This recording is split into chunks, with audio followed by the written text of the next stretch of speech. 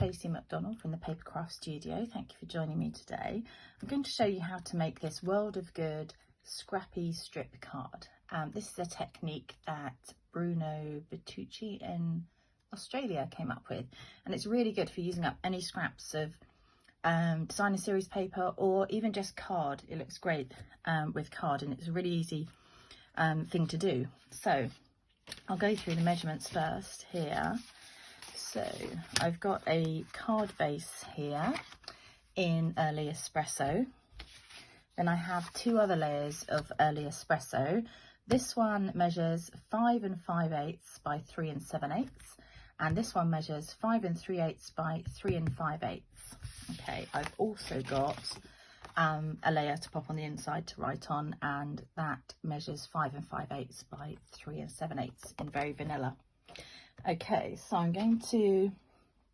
we're going to work on the smaller piece. Let me just check I've got the right one. Smaller piece of early espresso designer series cardstock, sorry. And I'm just going to bring my trimmer in here. It's so easy to do this. So all you need are scraps of designer series paper. I've aimed to get them all at least four inches, so that we can, you know, cover this piece of card easily. So all you do, the very first one you need to have at a straight angle. Where's my original? Here. Oops. So on this edge, I'm going to start with this straight one here, just so that we can line up this that one side. So I can do that here. You can see I've already got a bit of an angle where I've been cutting the class kits. I do monthly classes by post, and this is one of the projects. If you're ever interested, then just drop me a line for more details. So you can see here I've just, actually I'll do it up the top so that I know I've got a straight line. So I'm just going to run that up there, and you can see I've just got a odd shaped strip. Okay, so the next one, I'm just going to do it in the same order as I did my original card, because for those of you who are making your card from your kit, then you'll know pretty much what to do. Okay, so this one is a scripty one, so I want it a bit wider at the bottom. I'm just going to cut all these strips to start with. This is all paper, I can't remember if I mentioned, from the World of Good collection from the suite World of Good. It's so versatile and makes some really lovely cards without you know, taking up too much effort. Now I think I might have dropped a piece here. I'm just looking for, okay, I'm going to skip one piece here and go on to the next one. It might just be that it's on the other side of a piece of paper. Let's have a look. It's on this one. No. Which ones have I just done? On that one. I'm looking for it's kind of like a blotchy brown one. I threw all my other bits of scrap away. I had them all here. I think I just heard something drop down on the floor. Won't be a sec. Oh no, here it is. It's on the back of this one. Okay, so again, slightly smaller this time. So they can just be random shapes, really. I'm trying to do similar to how I did, I'm doing this side this time, to how I did for the kits, just to show the ladies who've ordered them how to put their particular one together, because I've tried to make sure that I have just the right that's all for just the right kind of amount. Will that go? Oh, it's a bit tight. Find another piece of this. So even though I'm saying you can use scraps obviously for this one, I'm just going to have to cut a bit more. Okay, so this one I didn't do. I'm just going to chop a bit of that. Oh no, that would be fine. Let's go that way. So really, when you're doing it, just randomly cut this. I'm trying to make it similar to my card, as I said, but you don't have to be that exact at all. You're just coming in kind of randomly chopping bits of scrap. Oh, that's the back of that one as well. A bit wider on that one. A couple more. Just got to find the right ones again. Oh, I like this one. So again, a bit wider for this one. that's quite wide. Might trim that off a bit. Not too wide. And then the last one, I did the scripty one again actually, because I really like that. Here we go. So, and this will probably be the one where actually you won't need much of it. Okay, so you can see here I've got all these little scraps. Like I say, my starting point was about 4 inches, so I'm going to take my first one and just line it up. I think it goes that way up on my card. I'm not going to leave a border on the edge. I'm just going to line that up right at the edge there. So just grab my glue. When you're gluing, just be careful you don't want to go right over the ends, because they're not going to, it's not going to all stick down. So you need to leave a bit either end, otherwise you get into a bit of a mess. Okay, so that's my starting point there. So I've got that one stuck down, and I'm going to go on to one of the script ones. I'm going to leave a little border in between. What's probably a good idea to do first actually is just go ahead, pop all these on, just to see how much room you want to leave in between. It should be only you know, like an 1/8 of an inch really. I think I might hear a tractor in the background. I'm really sorry if you can hear that. I was hoping for a quiet time to do this, but it's one of those really hot days today. It's Friday. It's gosh, it's not going to fit on very well. It's really hot today, so I might have to shut the window in a second because it is pretty loud. Let me just see, are these, oh, I've got, I might not need the scripty one on the end. Just checking. I've got them pretty much in the same order. I think I've done a couple of them a little bit wide. I might just trim some down because I want to get that extra one on the end. But you can play around when you're making this card. That one looks okay. That one okay. Might trim that one a little bit. I was trying to go for a mix of colour along here as well, just to vary it. And obviously with these papers, there's some that have got the brass foil on, so they look really lovely as well. Let's see how we're fitting on here.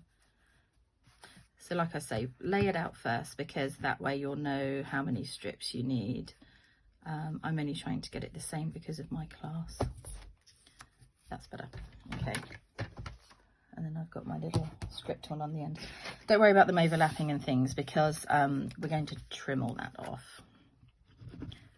Okay, so just going to put, my glue's drying up in the heat here. For anyone that knows me, you'll know I'm not a huge fan of this weather at all. And so I've had my fan on until I was about to start videoing. So I'm just leaving a small gap in between each one here. You can, let's see if I can lift it up a bit closer, between, so you can just see the early espresso in between.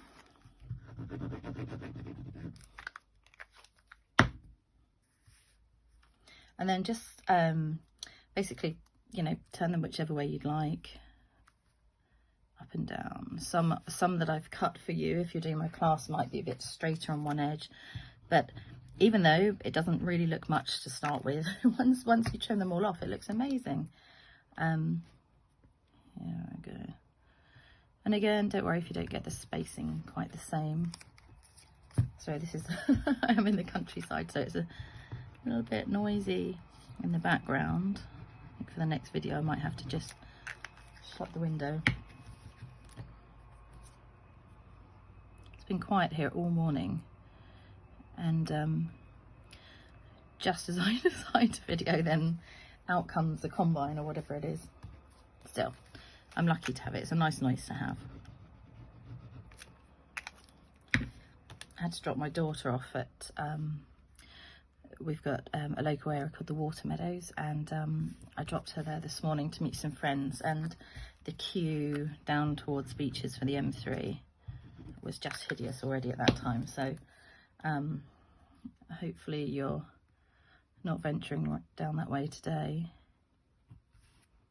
Nearly there. Whoops.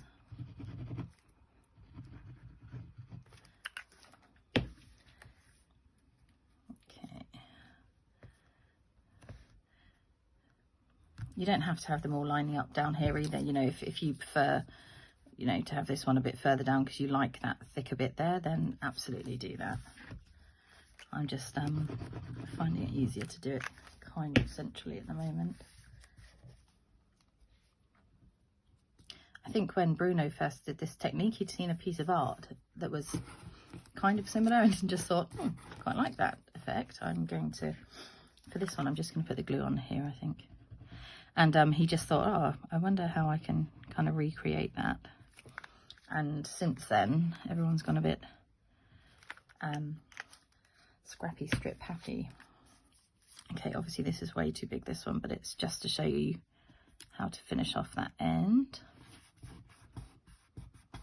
Okay, so on this side you'll see obviously we have lots here. If you have a trimmer, you can just cut that off as you know, on the trimmer, just go straight along, but I'm just going to come along and literally just follow that line of the early espresso cardstock here. If you haven't quite got close enough, you can go back and trim as well. Obviously you can take a bit more time than I am. And then yeah, this one would normally attach to the end as well, but at the top I think I took a little bit of the card off there. So there you have it. I just move this out of the way. I really like how that comes out. It makes such a difference once you've actually cut you know, the excess off. So now I'm going to go ahead and attach this with some dimensionals. Do you know, I do this all the time in my videos, so I'm going to use dimensionals and then I don't get them out. So actually I'm just going to attach the ribbon first. I did cut my ribbon.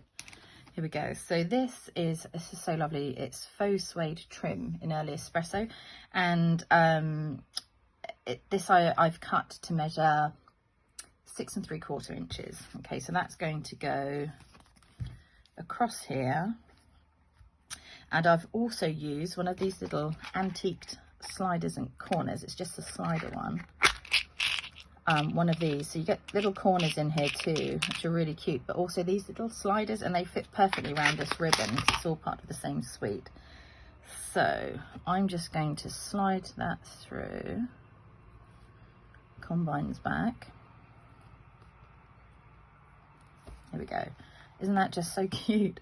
And obviously you can move it across to wherever you want it to be. I'm just going to then flip this over and put a glue dot at either end down here, and just flip that end over. You could use glue to stick this down.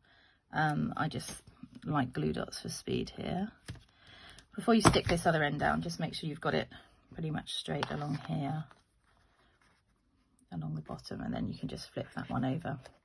Okay, now we'll add the dimensionals. You can go over the top of that ribbon. Here we go. And then just a couple, I might put one more here and here. Never have too many dimensionals. Okay, backing's off.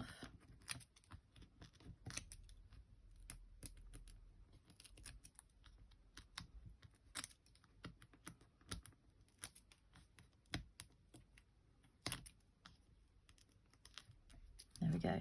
So now you're going to mount this onto the other layer of early espresso. So I can't quite see without getting my head right in the camera. Not quite perfect, but you can line it up a bit better. If you want to keep this from moving around a little bit, you can always slide a glue dot underneath here, just to pin it down if you want to. I don't mind mine moving around a little bit. Okay, so then we can attach that to the base of the card. Now, if you're wanting to send this, one layer of dimensionals is usually a normal letter. If you add another layer now, it will probably bump it up to a large letter. So just bear that in mind, but I just quite like it being up a bit further. There we go. I wasn't too good for my OCD there. How I've spaced those out. Anyway, it's fine for the video. Like I say, this is one of my class projects for my August by Post class, but I'm doing monthly classes by post in lieu of doing face-to-face classes while we're, you know, kind of still socially distancing, I think. So yeah, if you want any details of that, then I'll pop them in the link below. Okay, so I quite like this technique sometimes, just tearing the card rather than cutting it.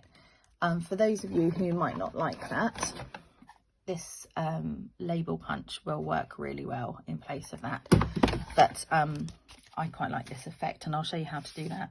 So a bit of scrap card here. This is Crumb Cake, and I'm going to stamp. This is a Beautiful World, so all part of the same suite, and it's You Make the World a Better Place. I quite like that one because I think that could be for anyone really. So Early Espresso ink.